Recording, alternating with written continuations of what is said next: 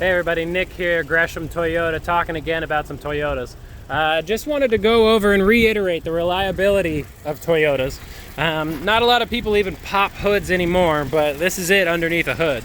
Briefly, I wanted to show people that if you actually look for a transmission dipstick in this photo here, you're not going to find one. Trick question.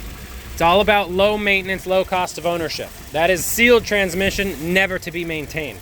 Same thing, look for, let's say, a power steering pump and power steering fluid. No, that is not it. Ladies and gentlemen, there is no power steering pump anymore. It's electrical power steering. One more pump that will not fail, that will not go out. One less thing to replace. Guys, it is continual advancement with Toyota. Again, it's all about reliability, dependability, and a low cost of ownership. Make it so you keep your money in your pocket. Come on out, come take a look for yourself. Ask for Nick, Gresham Toyota, your gateway to adventure.